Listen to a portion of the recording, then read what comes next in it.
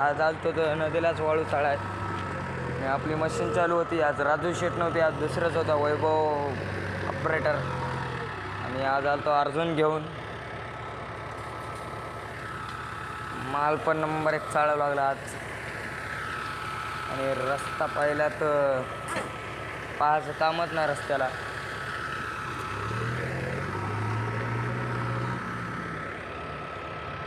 मस्त परपर मशीन दाबायला वैभव.